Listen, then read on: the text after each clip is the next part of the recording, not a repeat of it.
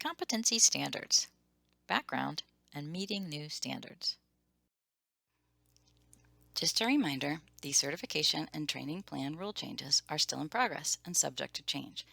We anticipate the new changes will not go into effect earlier than October 2025. Let's talk a bit about competency standards. Here's some background we need to cover before we address how to meet new standards. What is competency? The Merriam-Webster Dictionary defines competency as possession of sufficient knowledge or skill.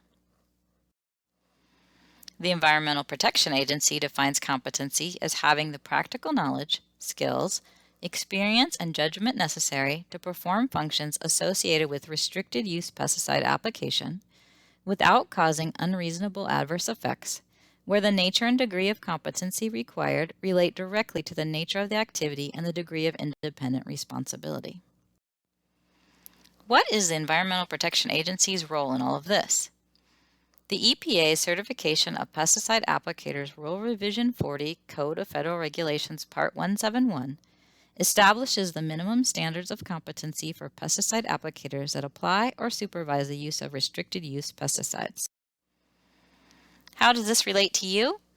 The EPA has oversight of state, territory, tribal, and federal agency pesticide certification programs to make sure they meet certain standards. This includes Washington's program, which is overseen by the Washington State Department of Agriculture. So how does WSDA initially assess competency? Through licensing exams.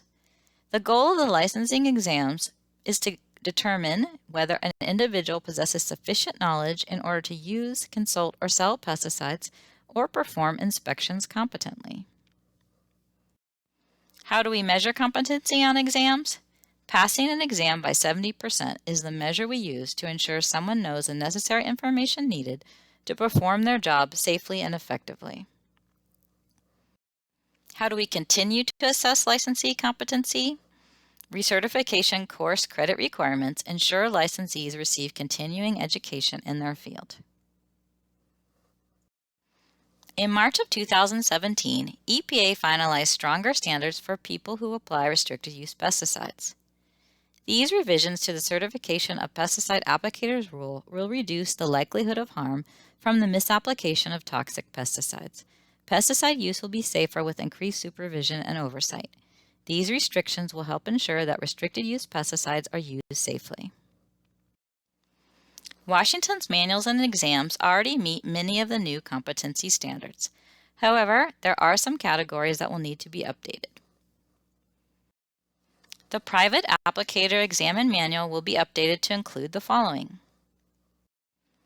recognizing and understanding the difference between mandatory and advisory labeling language, providing use-specific instructions to non-certified applicators using restricted use pesticides under the direct supervision of a certified applicator,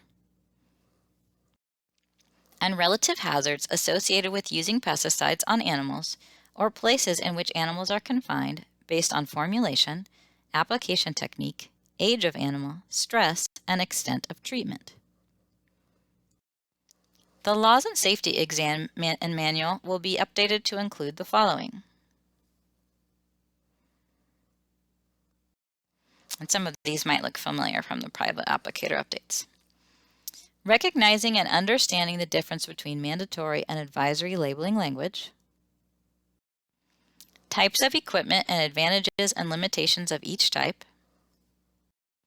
responsibilities of supervisors of non-certified applicators, which encompasses knowledge of the responsibilities of certified applicators supervising non-certified applicators, including all of the following: understanding and complying with the requirements in subsection 171.201 of this part for certified commercial applicators who supervise non-certified applicators using restricted use pesticides. Knowledge of the record-keeping requirements of pesticide safety training for non-certified applicators who use restricted use pesticides under the direct supervision of a certified applicator. Providing use-specific instructions to non-certified applicators using restricted use pesticides under the direct supervision of a certified applicator.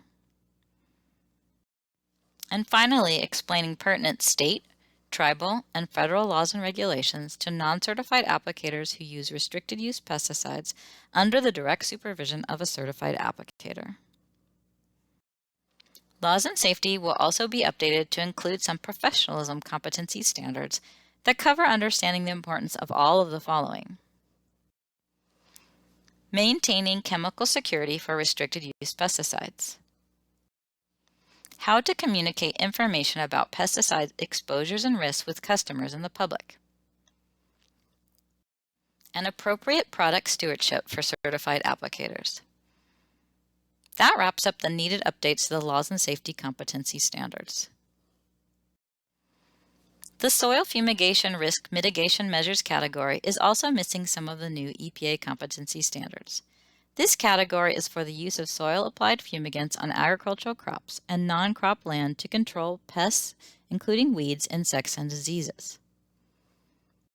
It will be updated to include conducting pre-application inspection of application equipment,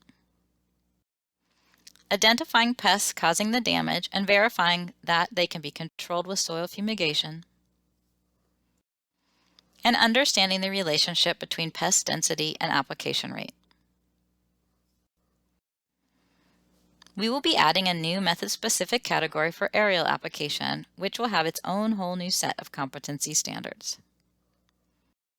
And similarly, we will also be adding a new method-specific category for non-soil fumigation. Lindsay House will present more about these new method-specific categories later. So how will licensees meet these new competency standards? First, let's keep in mind this is several years down the road, so licensees should have lots of time to plan.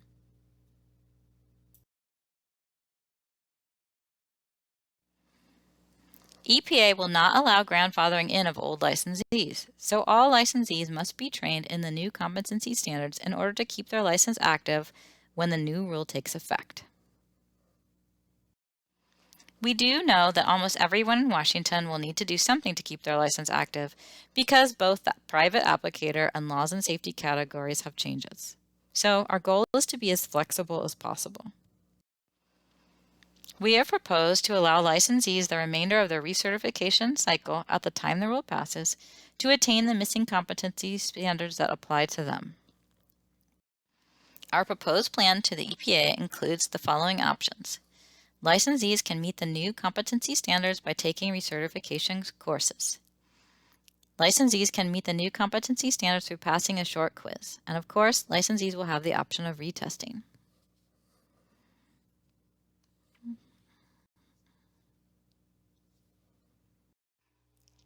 Just a reminder, the certification and training plan rule changes are still in progress and subject to change. We anticipate the new changes will not go into effect earlier than October 2025. If you have any questions about this presentation, please contact us at pestlicenseupdates@agr.wa.gov. You can also call the main line at 877-301-4555 and transfer to Lindsay House or Kylie Adney.